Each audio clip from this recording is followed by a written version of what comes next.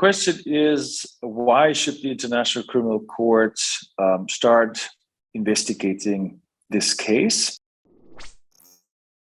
This very special case is about filing a communication, as it is called within the ICC space, a criminal complaint against Bolsonaro and members of his administration for environmental destruction to be regarded as crimes against humanity.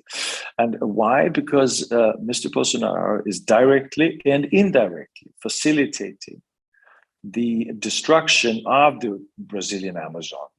So the key word is mass deforestation. And that leads to global impact and a local impact. Local impact means, obviously, the local population, indigenous people. They suffer the most. But it has also a global relevance because mass deforestation has an impact on the global climate. It's really about fighting impunity, obviously, and to hold those who commit environmental destruction of global gravity accountable. If we succeed here developing a precedent, that obviously will have a sort of a clear example case for other decision makers, be that politicians, be that economic leaders. They need to be very wisely in terms of how to decide. If we look at the numbers, compared to 2018, the rate of deforestation in the Brazilian Amazon increased in 2019 by 35%, in 2020 by 44%. Since Jair Bolsonaro took office, emissions attributed to the Bolsonaro administration will cause over 180,000 excess heat-related deaths globally in the next 80 years. So we're not talking about sort of some minor incidents. This is global gravity, and this is sort of the background why we do that.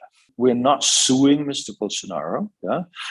We are filing a criminal complaint. So that requires a different set of preconditions than suing somebody, obviously. So the main purpose of our complaint is to draw the Office of Prosecution's attention towards a situation. Talking about evidence, again, we have legal avenues and we have climate avenues. On the legal side, we were describing situations in the Amazon.